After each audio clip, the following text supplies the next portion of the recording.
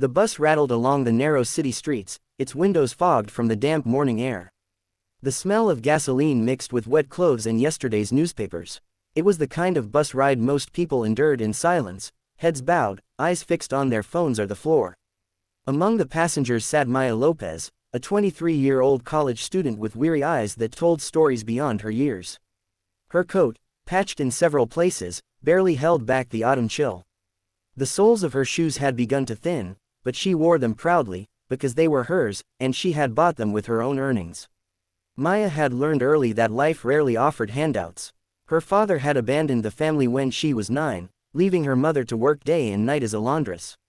Now, with her mother's health failing, Maya bore much of the burden herself: 2 part-time jobs, night shifts at a diner, tutoring sessions squeezed between classes. Every dollar mattered, every hour of sleep was precious. Yet despite the hardships, Maya held on to her dreams: to graduate, to find stable work, and to pull her family out of poverty. The bus stopped with a lurch, and a man climbed aboard. He didn't look like anyone remarkable. His jacket was faded, his jeans frayed at the hems, and his boots were scuffed and heavy with mud.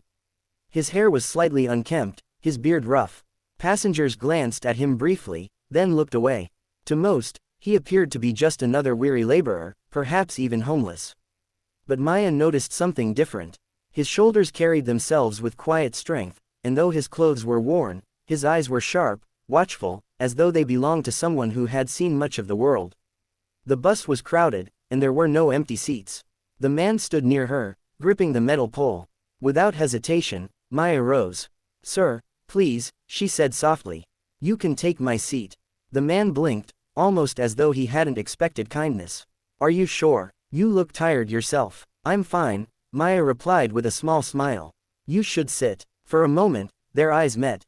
Something unspoken passed between them, recognition, perhaps, or gratitude deeper than the words themselves.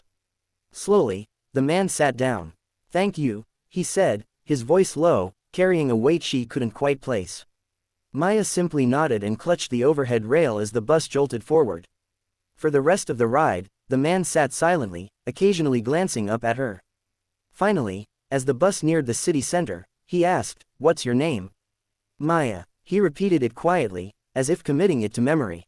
"Maya, that's a beautiful name." She gave a polite smile, not knowing what else to say. Soon, the bus reached her stop. She stepped off quickly, rushing through the drizzle toward the diner where her morning shift awaited. She did not see the man watching her from the window until she disappeared into the gray crowd. What Maya did not and could not know was that the man she had offered her seat to was not poor at all. His name was Alexander Grant, CEO of Grant Holdings, a global investment conglomerate, and one of the wealthiest men in the city. He had built an empire from the ground up, and though his face was often splashed across financial magazines, few recognized him when he stripped away the tailored suits and polished cars.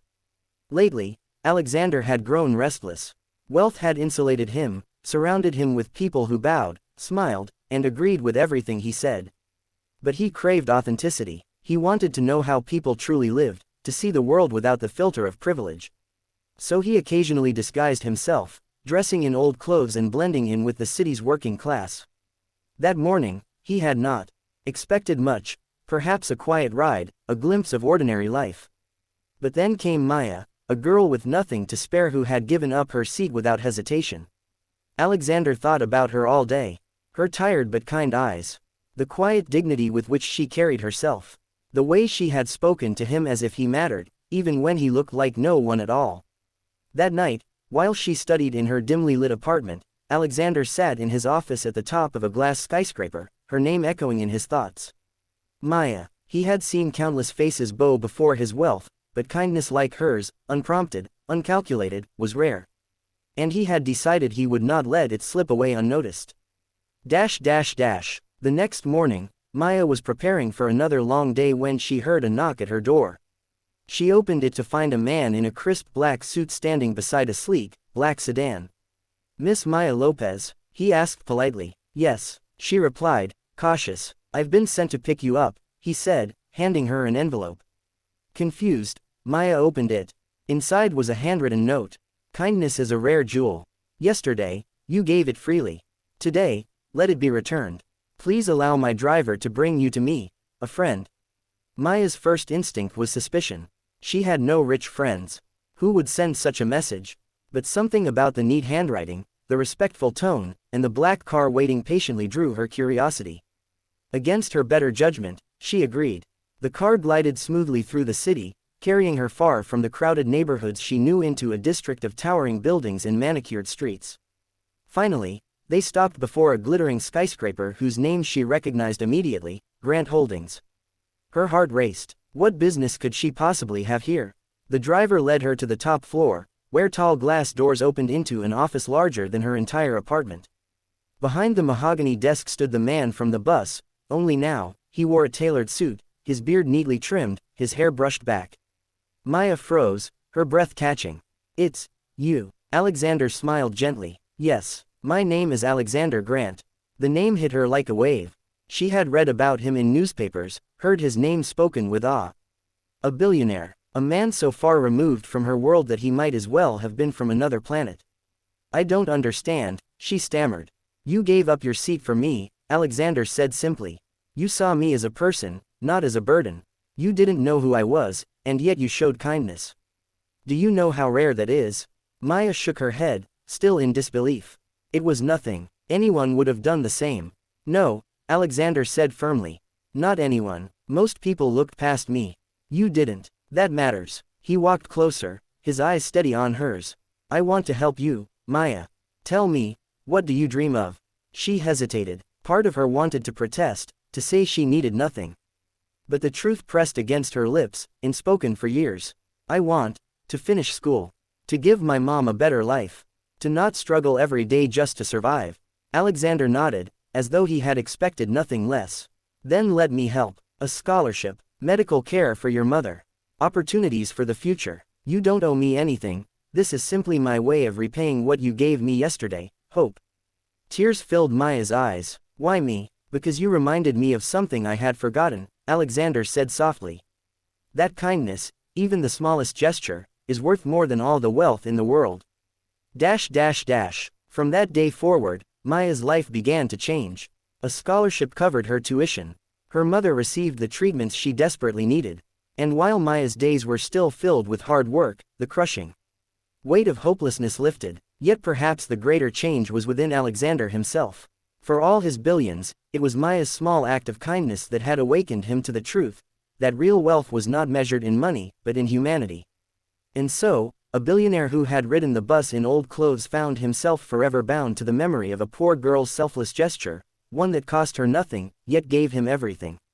The city bus rattled down Main Street, its windows fogged with breath from dozens of weary passengers pressed together. It was barely 7 a.m., but the vehicle already smelled of damp coats and tired silence. Among the crowd sat Maya Lopez, a 23-year-old college student juggling 2 part-time jobs. Her clothes were plain and patched, her coat several winters old, but she carried herself with quiet dignity. Maya had grown up in hardship. Her father had abandoned the family when she was 9, and her mother, now struggling with chronic illness, worked as a laundress until her health forced her to stop. Every bill, every rent notice, every grocery receipt weighed on Maya's shoulders. Still, she dreamed of a brighter future, graduating from college, getting a steady job, and giving her mother the comfort she had never known. The bus screeched to a halt. A man stepped on. He was tall, with weathered boots and a faded jacket whose elbows had been patched more than once. His beard was uneven, his hair slightly unkempt. To most passengers, he looked like just another poor laborer, perhaps even homeless. No one shifted to make room. But Maya noticed the tired way he clutched the metal pole, and without hesitation, she rose. "Sir, you can take my seat," she offered, giving him a small smile. The man looked surprised, almost caught off guard. "Are you sure? You look tired yourself." "I'm fine," Maya replied gently. "Please, sit." Slowly, he sat down, giving her a quiet nod. "Thank you. Most people don't notice someone like me." Maya chuckled softly. Everyone deserves a little kindness. Their eyes met for a moment. His gaze was sharp, thoughtful, unlike the weary stare of a man beaten down by life. But she didn't dwell on it. She simply clung to the overhead rail as the bus groaned along. After a long pause, the man asked, "What's your name?" "Maya." He repeated it, as though tucking it away. "Maya. That's a beautiful name." Soon, The bus pulled up to her stop.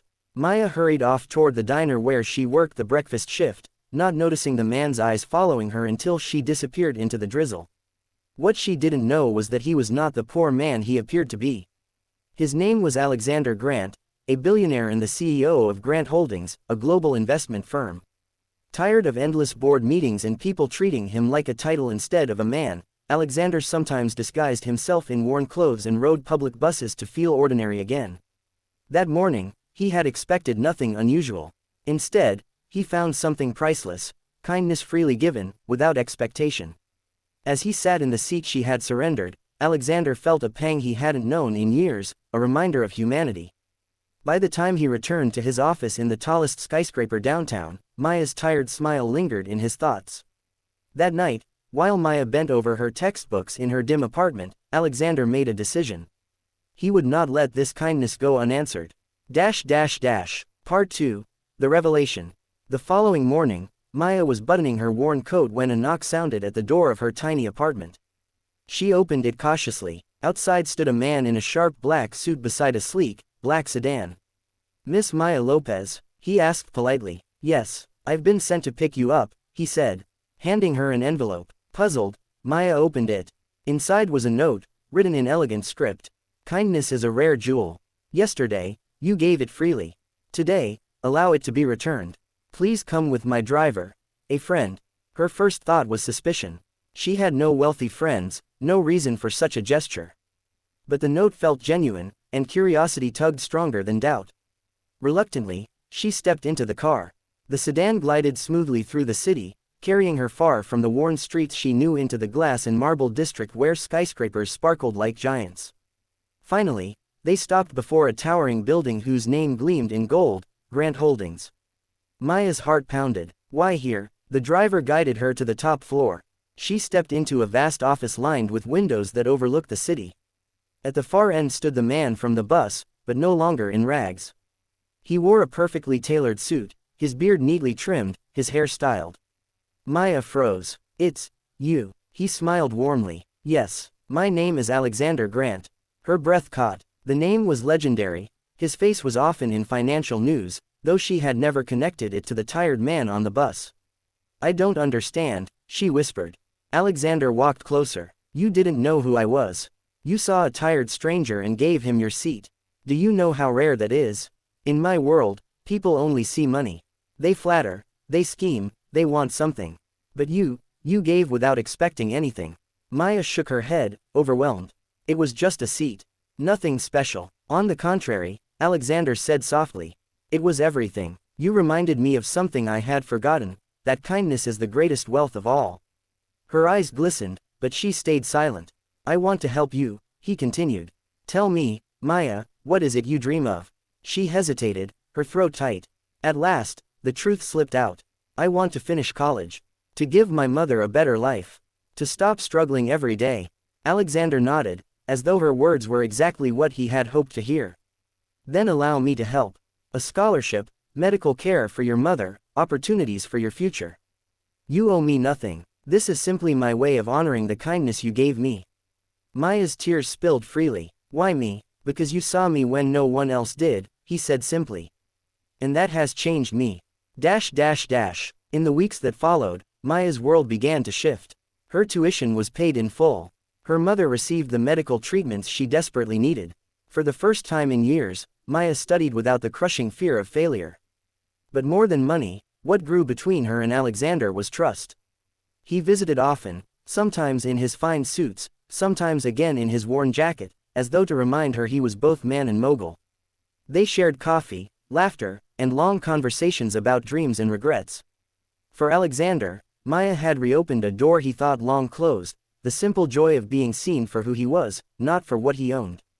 For Maya, Alexander was proof that even in a world divided by wealth and poverty, kindness could build unexpected bridges.